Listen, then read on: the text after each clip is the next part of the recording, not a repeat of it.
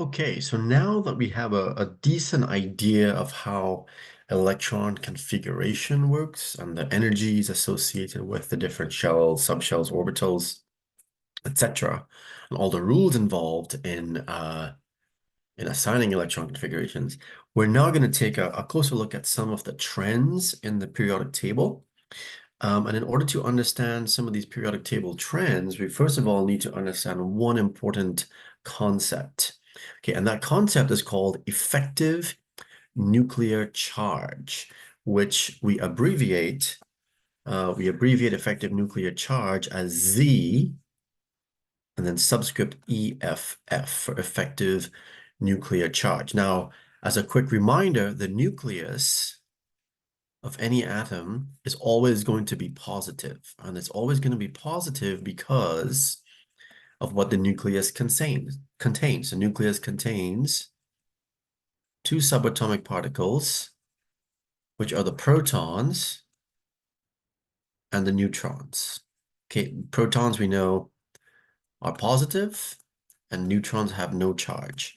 So overall, the nucleus is always going to be positive. Now, what the effective nuclear charge represents, so ZEFF, is the actual magnitude or amount of positive charge that an electron actually experiences in an atom.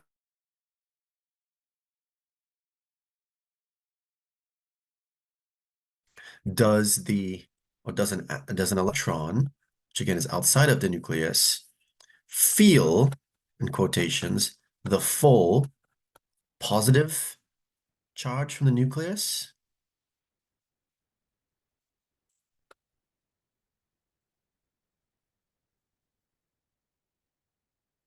And the answer to that is if we are dealing with a multi-electron atom, which again make up all of the elements in the periodic table, with the exception of hydrogen, which only has one electron. If you have more than one electron in an atom, electrons then are going to feel both. So if you think about our atom like this, our nucleus in the middle, that's positively charged. We have electrons out here that are negatively charged, right? So let's say we have another electron over here. Well, electrons being negatively charged will be attracted towards a positive nucleus like this. So they're simultaneously attracted to the nucleus, but then they're also, because they have similar charges, okay, they're going to be repelled by each other, right? Like charges repel, opposite charges attract. Now, the overall result of this is that there's this phenomenon called shielding, which some books refer to as screening. Okay, so we'll say shielding or screening, where an electron is partially screened or shielded from the positive charge of the nucleus by other electrons. Okay, so in other words, if I have more than one electron in the atom, maybe this one here shields this other electron from feeling the full positive charge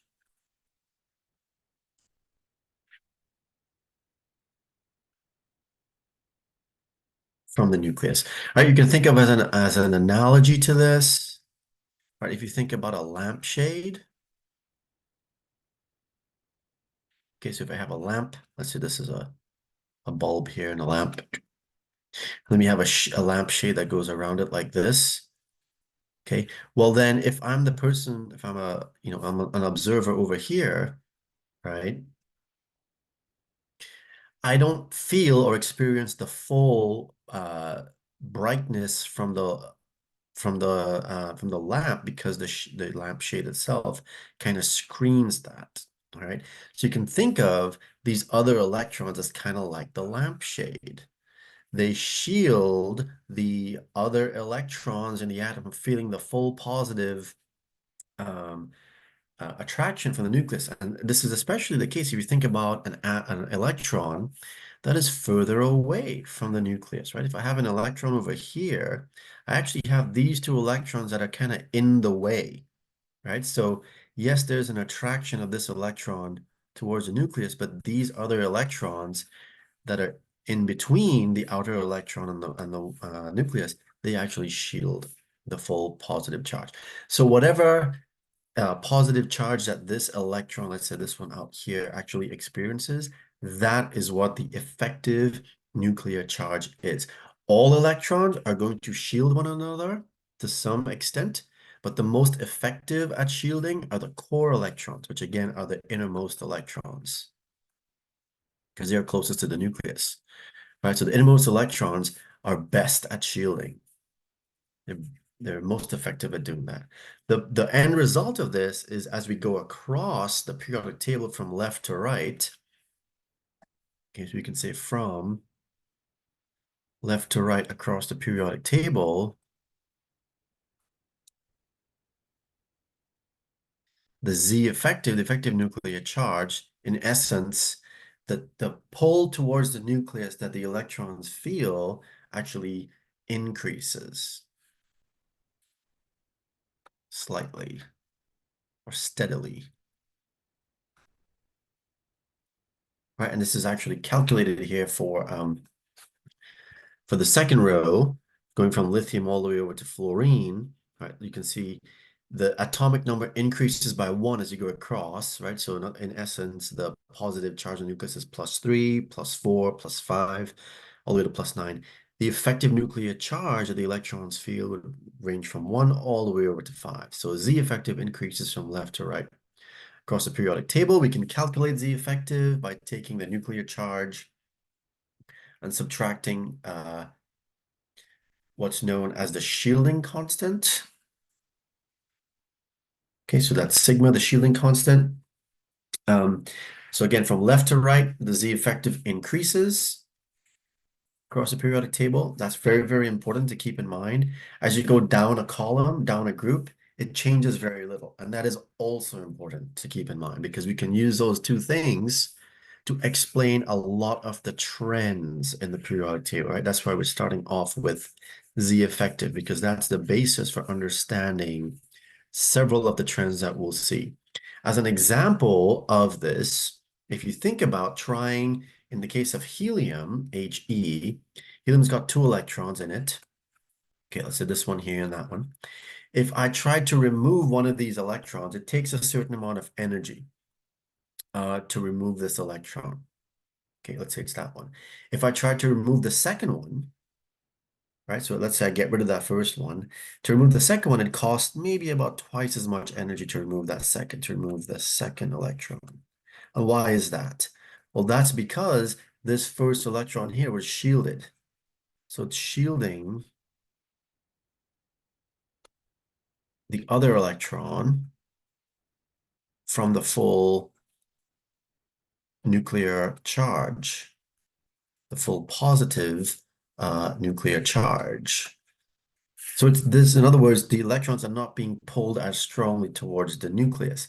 Whereas in the second case now, this electron on its own isn't being shielded by anything. So it's actually experiencing, this one here is experiencing the full nuclear charge. And again, that's a positive charge, opposites attract. So this electron then is actually being pulled towards the nucleus. So it's more difficult to remove. It's twice as more difficult to remove than over here, where this one's actually now being shielded, right? So it's not feeling that full +2 charge. It's feeling less than +2. It's experiencing less than a +2.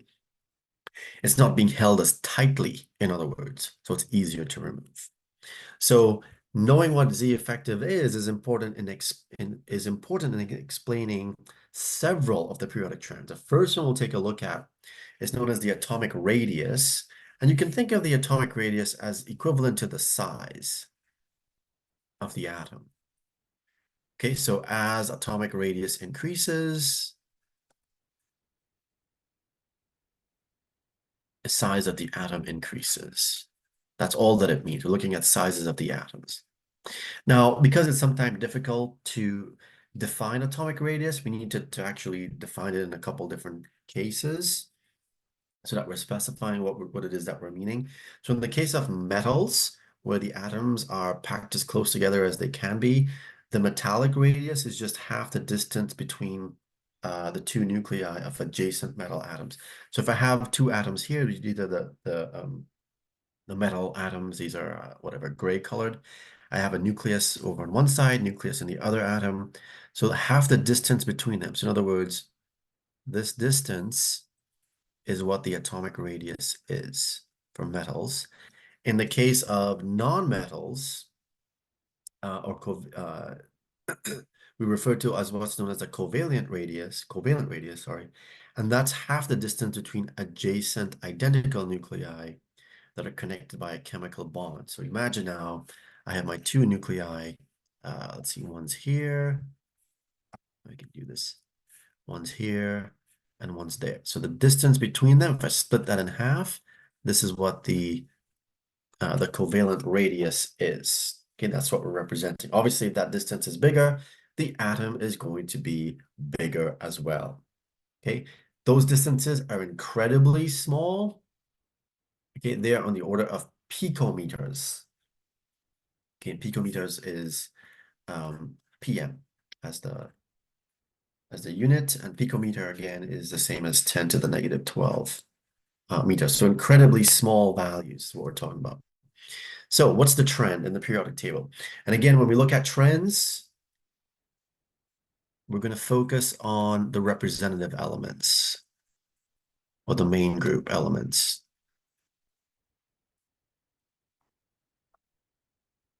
Okay, groups 1 and 2, along with groups 3 through 8A.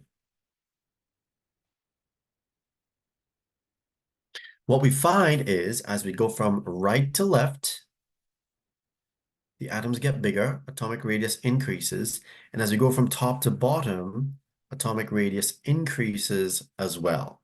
Okay, so overall, we can say generally atomic radius increases in this general direction from top right to lower left of the periodic table. Right, that's the general direction in which the atoms get bigger. Why is that the case? Well, we can look at the case in each direction. We can go from left to right across a group. We can go from across a period. We can go from top to bottom in a group.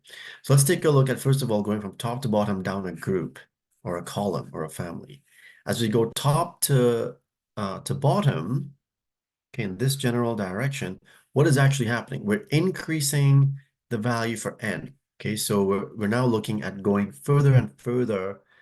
The principal energy level or the shell becomes further from the nucleus.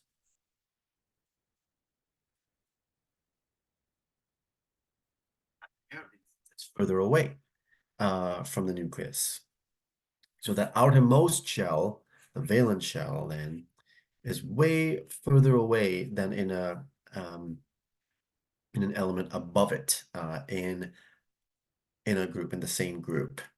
As we go from across a period from left to right, okay, so now we're going in the other direction. So we're going in this direction, this way, from left to right, we find that the atomic radius decreases, right? As you can see, kind of shrinking in this general direction. And why is that? Well, that all comes down to Z effective, right? The effective nuclear charge, if you remember, increases in this general direction. As the effective nuclear charge increases, what does that mean? Well, it means those valence electrons are feeling more of a positive charge. They're feeling that pull. They're feeling a stronger pull. So the valence electrons feel, let me say feel in quotations, feel a stronger pull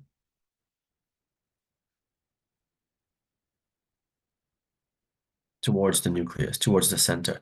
They feel a stronger pull. They're going to be pulled closer towards the nucleus. And as a result, the atom shrinks as we go from left to right. And we can see that with the numbers here. In some cases, a very dramatic shrinking. So from lithium all the way over to neon, it goes from 152 picometers to 70 picometers. In other cases, it's not as dramatic. So hydrogen to helium, only about 6 picometers difference. In the case of if we look at sodium all the way over to argon, again, it's about it's about half the size, right? Argon is about half the size as the atom of sodium.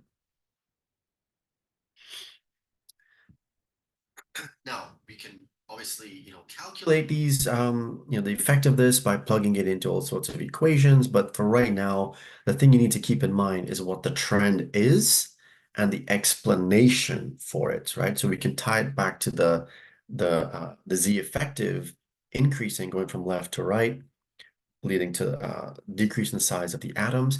As you go from top to bottom, we're actually increasing N, which is the principal energy level, which is inherently further away from the nucleus, so the size of the atom is going to be larger as we go down a group. All right, so let's take a look now at an example.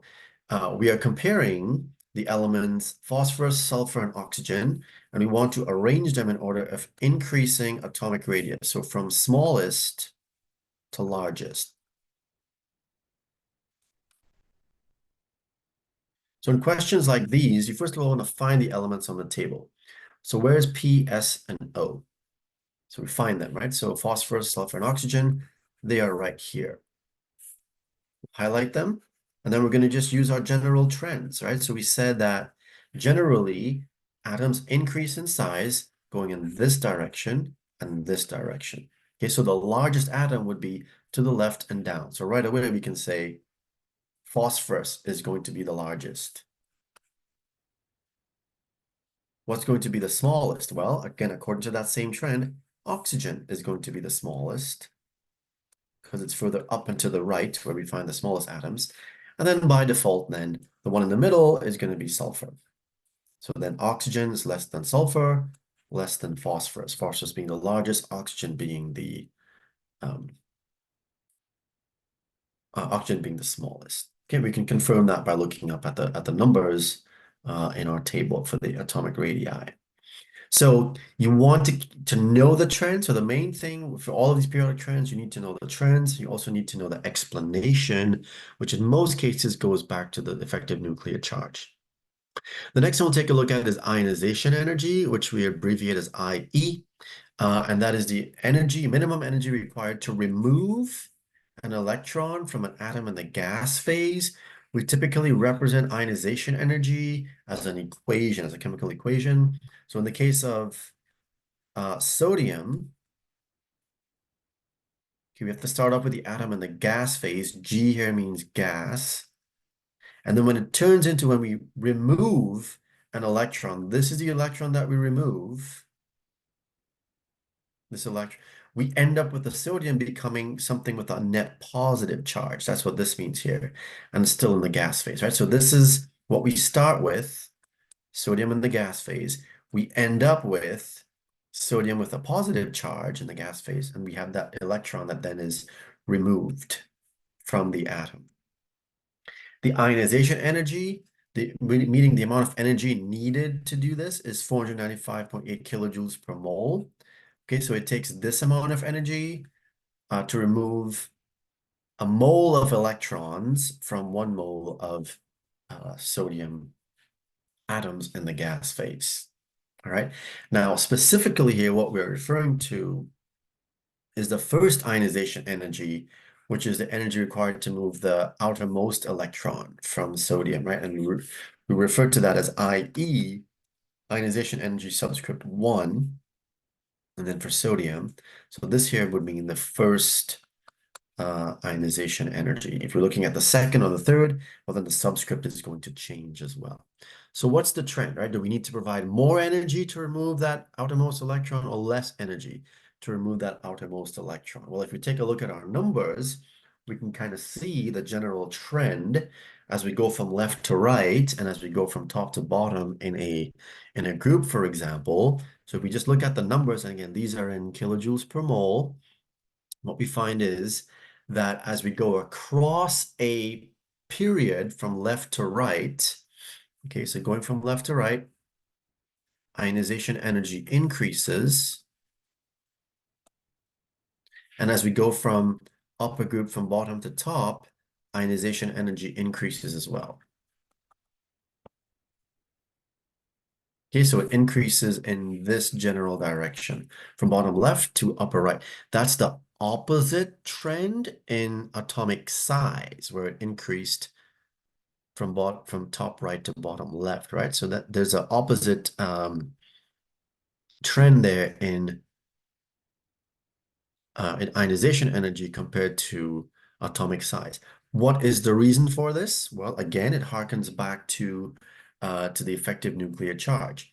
So what we find then is as as the effective nuclear charge increases, the amount of energy needed, the first ionization energy specifically, needed to remove that electron also increases. And if you think about it, it makes sense, right? As Z effective increases, right, that means the electron is held tighter. Let's rewrite that, is held tighter to the nucleus.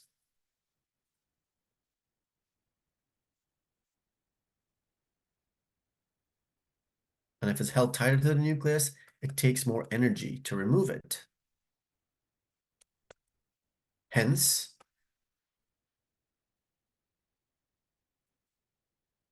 the ionization energy increases, right? And we can see that, and there are some fluctuations, but generally, as you go from left to right across a period, ionization energy increases. So if, for example, we look at the first period, which goes from lithium to neon, I'm sorry, this is the second period, uh, it goes it generally goes up, right? So from lithium to neon, we see there's a general increase in ionization energy. There are a couple dips along the way. We'll talk about the dips here in a second.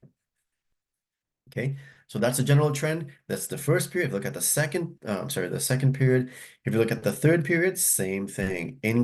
General increase in ionization energy. Same thing across the next period. Same thing across the next period. Same thing across the next period, right? These are plotting atomic numbers versus ionization energies, right? And they've labeled on this graph the beginning of a period, like Li, and the end of a period, Ne. So you can see that general increase across all of the periods.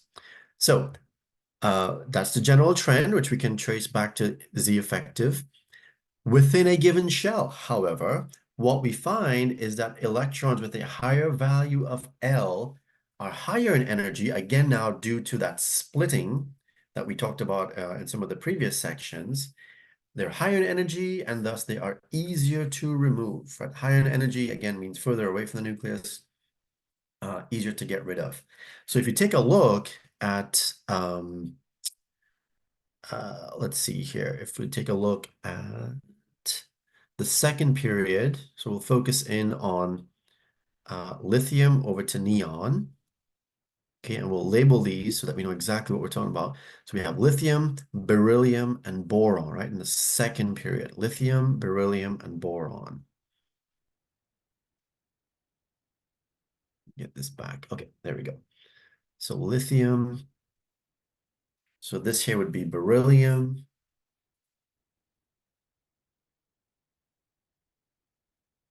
And this one here would be boron. Let's label this in red.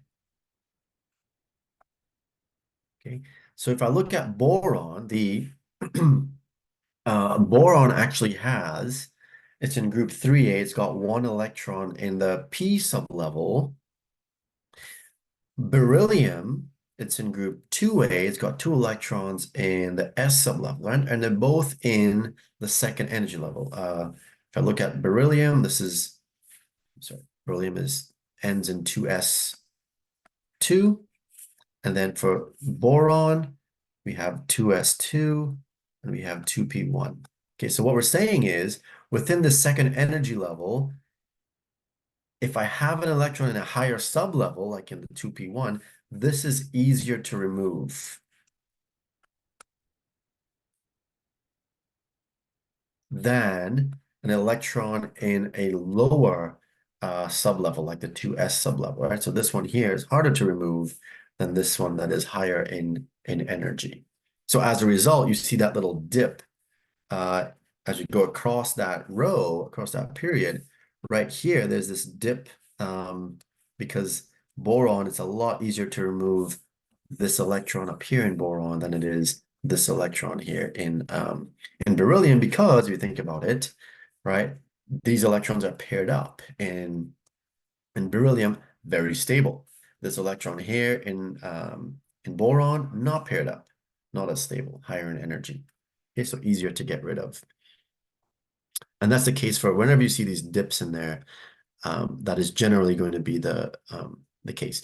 The other trend that you'll see, or anomaly you'll see as you go across um, a period is when you have a paired electron, okay, it is easier to remove because of the repulsive forces between the two electrons in the same orbital, rather than having individual or one electron um, in each of the orbitals in that subshell. So for example, again, in that second period, if I look at, let's do nitrogen and oxygen. Okay, so nitrogen is in group 5, oxygen is in group 6. Okay, we can see that there's a dip there. So jump down to this one. So this is nitrogen.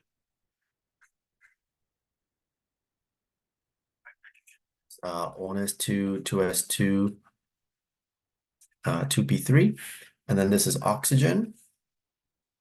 Oxygen is 1s2, 2s2, 2p4. Okay, so what we're saying is now they both have a 2s2, so that's not different. How the different is 2p3 versus 2p4. So in the case of nitrogen, those 3p electrons, they are nice and stable, one in each of these. In the case of oxygen, we have 1, 2, 3. Now we have that fourth electron that comes in. This introduces a little bit of instability because we have now those two electrons, negative charges close to each other. In that orbital, will introduce a little bit more repulsion. As a result, easier to remove because it's a little bit more unstable. And as a result there, that ionization energy is a little bit lower than um, in the case of the nitrogen, right? So we see that anomaly there as well. So removing a paired electron is easier to get rid of than removing um, if they were individually in that shell. Now, what we can do, after removing the first electron, we can remove a second, third, and fourth. So for example, if we remove a second electron, that's called a second ionization energy. And we abbreviated IE with a subscript of 2. And we're going to say etc. And then what you will see, for example, for sodium, right, we had that first ionization energy. The second one is always going to be higher. The third one's always going to be higher. And if you think about it, okay, it is always going to be higher as you remove successive electrons, because it is always going to be harder to remove an electron now from a cation, from something that has a positive charge. That's what a cation is. So it's harder to remove an electron from a positive ion than from a neutral atom. Okay, and that's because the positive ion, guess what? It's going to be pulling, it's going to be attracting that electron with a greater strength towards a nucleus. It's going to be held more tightly. As a result, it's more difficult to remove. So um, as we look, for example, these are some numbers, and we can actually look um, at a couple of these. So if you look at lithium, for instance, okay, ionization energy for the first electron, 520. Then there's a huge jump to the second ionization energy, right? A huge jump from 520 to like 7,000. So more than 10 times more energy to remove the second than the first. If you look at it in the case of sodium, right? 496 to remove the first, huge jump to remove the second. Again, almost 10 times as much. And what that tells you is that next electron here is actually coming from a place that is very, very, very stable. That is probably a core electron, right? Closest to the nucleus. Very, very, very high energy to remove.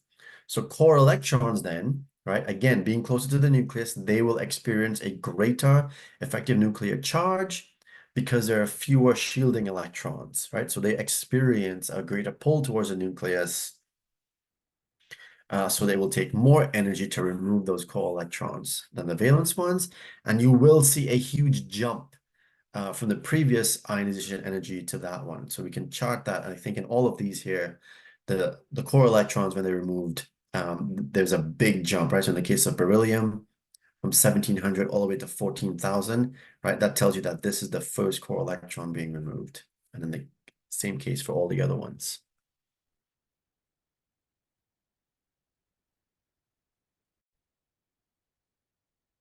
All right, so the next periodic trend we'll take a look at is called the electron affinity. And the name kind of suggests what it represents. It's when, instead of removing an electron, this is when an atom in the gas phase accepts an electron. And we abbreviate electron affinity as EA. And so it's a little bit of counterintuitive. What it represents, or what it is the negative of the energy released when an atom in the gas phase, for example, chlorine in the gas phase, accepts an electron. And then what it does is it forms a negative ion.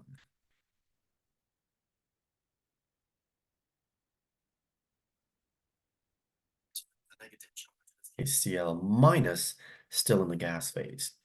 Now, what we'll see is if we look at some of these numbers, again, with using the representative elements or the main group elements, as we go across the periodic table from left to right, what we'll see generally, again, there are exceptions, but generally what happens is electron affinity increases from left to right across the periodic table. And then that is in direct relation to as the Z effective increases. Okay, so as you go from left to right, essentially the pull of the positive charge from the nucleus increases. So what that means then, it's easier to add an electron. Because remember, opposites attract, right? Opposite charges specifically attract. So if you have a stronger positive charge as we go from left to right, it's easier to stick a negative charge there because it's going to be attracted. So as we go from left to right, that electron affinity goes up. It's easier to add an electron as a positive charge of the nucleus effectively increases. And again, we see that as we go from left to right across the periodic table.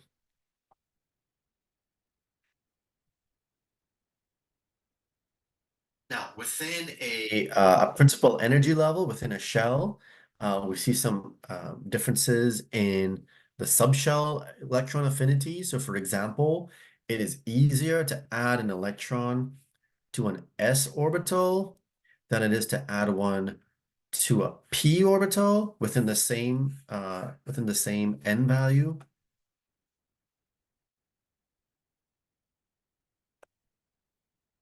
Okay, so for example, if this was a 2s and this was a 2p, okay, it's easier to add an electron here for that to pair up rather than to add one to a higher energy, right? So again, the 2s is lower in energy, more stable, so it's easier to satisfy that than to satisfy one that's higher in energy.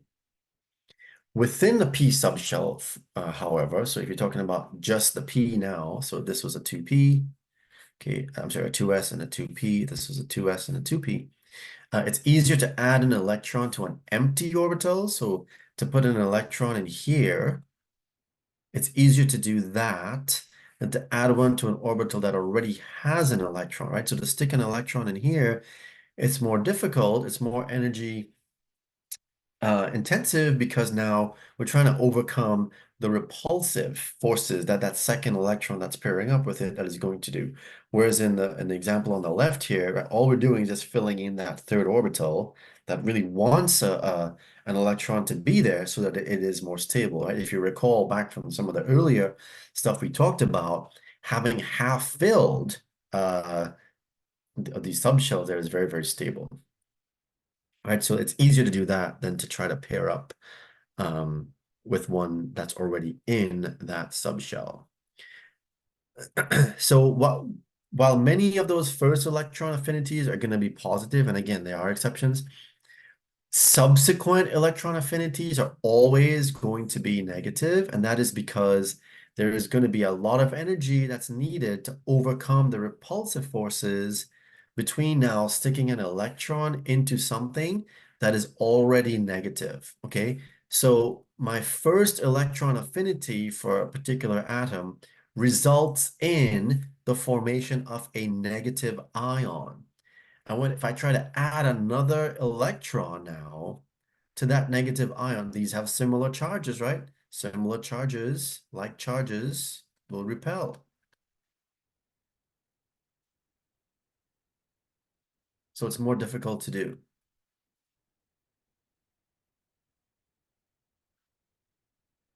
We have to overcome that repulsive force to kind of stick them together when they really don't want to be together.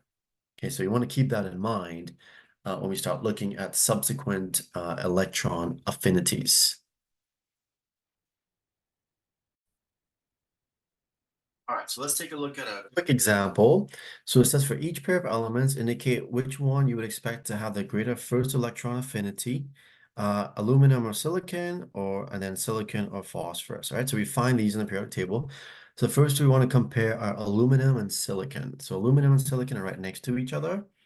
Okay, silicon is further to the right, aluminum is further to the left. So just based on that, again, electron affinity increases in that general direction from left to right.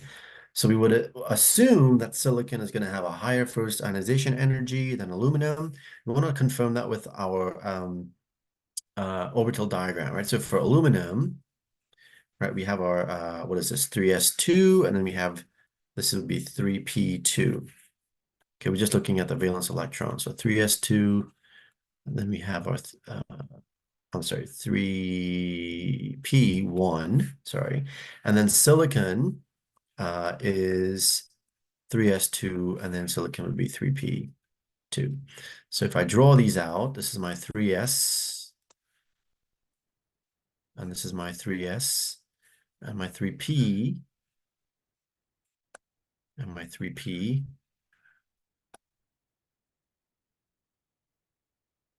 Okay, so both of them have 2 electrons in their 3s orbital. Aluminum has 1 3p. Silicon has 2 3p, right? So they go in one at a time. So according to what we talked about before, if now in the case of silicon, right, if I add that one more electron in, it goes into here, and now I have a 3p sublevel that's now half filled, like all of them are half filled, very stable. Whereas if I add an electron into the aluminum, that goes into the 3p right here, yes, it goes in according to Hund's rule, but it doesn't completely half fill all the orbitals. So this one here with silicon should have a higher electron affinity, and again we could confirm that it should be because it's further to the right. Okay, if I now compare that to phosphorus, so phosphorus is just 3s2 and we have 3p3. Okay, so again we have our 3s with 2 electrons and our 3p, and now our 3p has how many? We said 1 2 3 for phosphorus. Okay, so 1 2 3. So if I add another electron in, that electron has to go into one of these 3p orbitals, and it is now going to going to have to pair up with an electron that's already there. That takes energy, right? That is not very stable. So even though phosphorus is to the right of silicon, which suggests that the electron affinity should be higher, what we actually find is because putting that electron in is going to be energy, is going to cost a bunch of energy, right? Because of you're essentially destabilizing it by trying to force 2 electrons to be in the same general vicinity. Its electron affinity should be less than that of silicon. And if we confirm, we can go back up to our table here and we can see, we compare these, aluminum and silicon, right? So according to what we said, silicon is greater than aluminum, it's further to the right.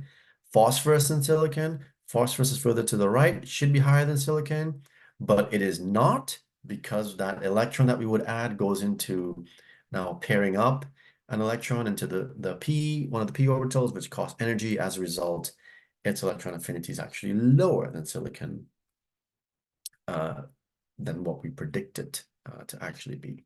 Okay, so when you do questions like these, you want to, use the trend, but then you also want to confirm that with, are we adding it to the same sublevel? Are we making that sublevel more stable by adding that electron? Are we making it more unstable by adding that electron? If you make it more stable, right, then that means that it's going to be a higher electron affinity. If you make it more unstable, it's going to be a lower electron affinity.